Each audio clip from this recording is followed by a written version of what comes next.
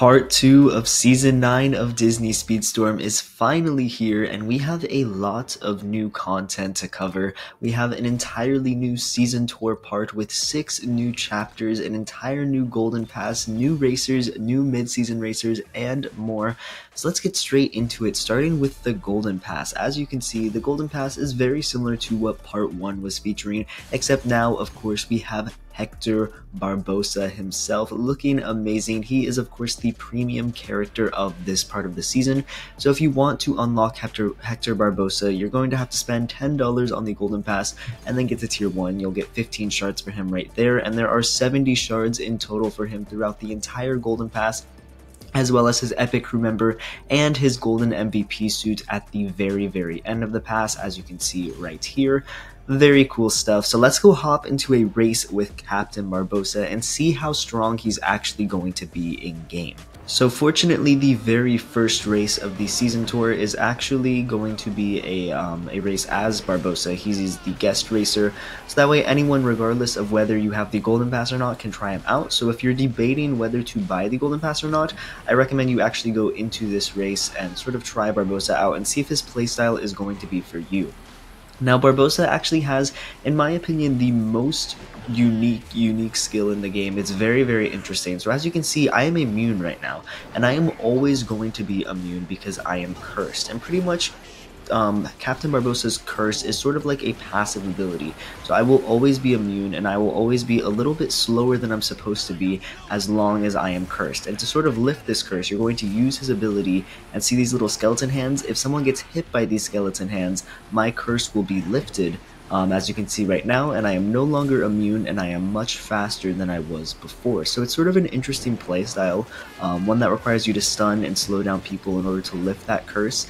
And the interesting thing is sometimes the curse is actually better for you, and then the charged activation just changes where the hands are going to spawn. Instead of being on the floor, they're going to be around you. So sometimes you actually want to be cursed because it does give you that immunity. However, Barbossa is incredibly fast when he's not cursed, so in my opinion, you're going to want to be trying to lift that curse as frequently as possible.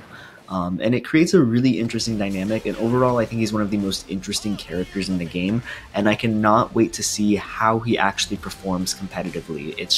It's a really cool dynamic, and I think he's going to be a super fun racer, and honestly I could see him making quite a big impact on the meta of the game.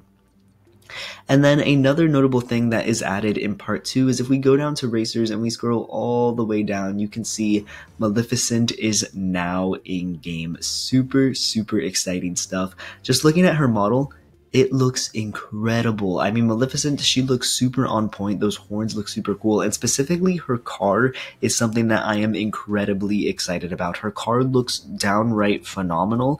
I love like all the sharp edges to it. You can see these wings in the back and they look incredibly cool. She has sort of the thorns surrounding her license plate. And then of course the green lights that are glowing along with the purple undertones of her card. I think it all looks amazing. And even though it is basically just her silhouette right now, I think Maleficent has an excellent design. I cannot wait to see how she's going to actually look when we can see her full model. I think it's going to be really cool.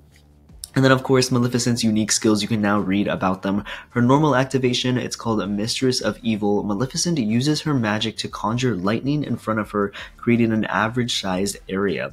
When 6 opponents are hit by lightning, she transforms into a dragon, gains a long speed boost, stuns all opponents along the way, and temporarily loses control. So that seems like a very interesting unique ability. You can see these little orbs behind her on this picture.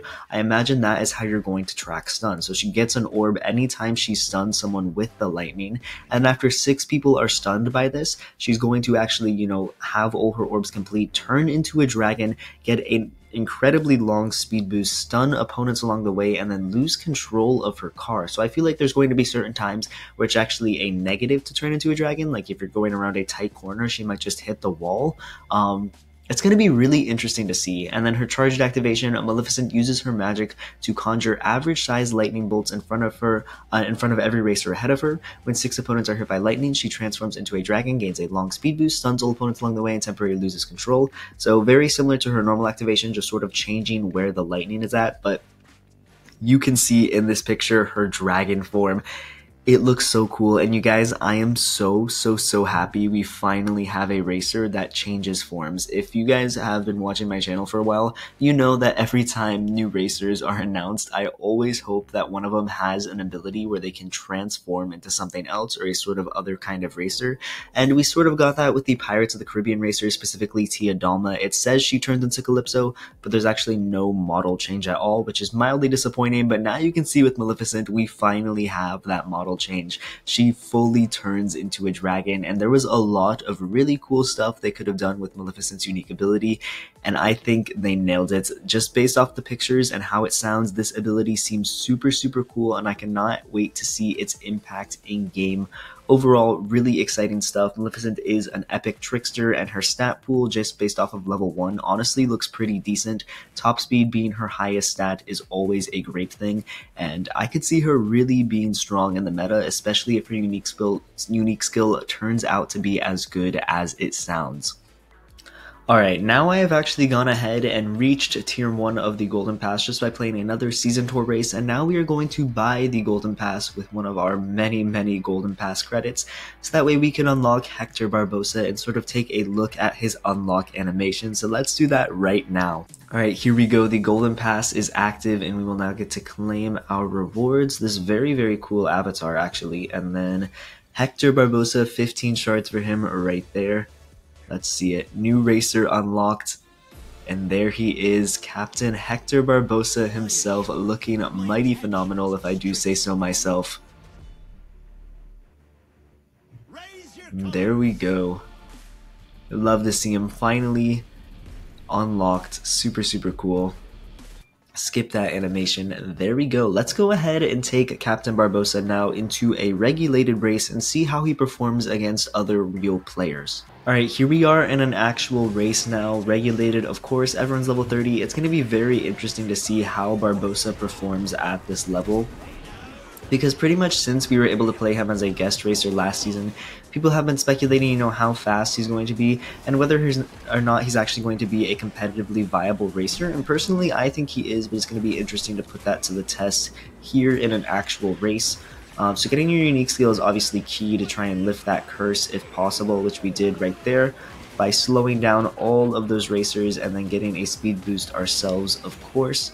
And basically, when you get the curse back is actually random, so you see we got it right there, but trying to lift the curse for as long as possible is key, and you just want to sort of hope it doesn't come back. That way, yes, you do lose immunity, but you're going to stay sort of a lot faster. And using the normal activation of his ability, as you can see, we are stunning so many people, it's honestly kind of ridiculous.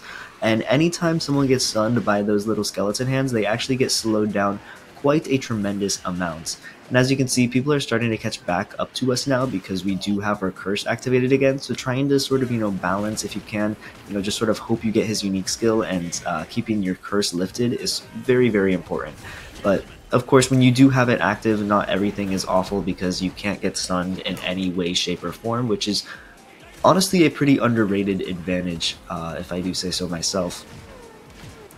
Here we go. It's very difficult to keep first place while you are actually cursed, so it is a very careful balancing act. But as you can see, once we stun somebody and our curse gets lifted, it's very easy to take back over first place again and sort of maintain that advantage. And we are, it seems, going to take the win for the race. So yeah, Barbosa, honestly, it is a bit of RNG with when your curse is going to come back and sort of when you're actually going to be able to stun people with your unique ability.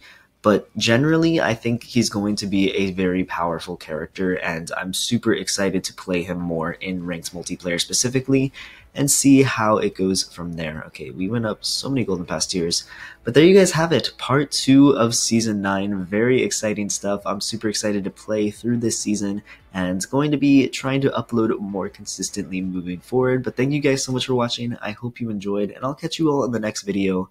Peace out, everybody.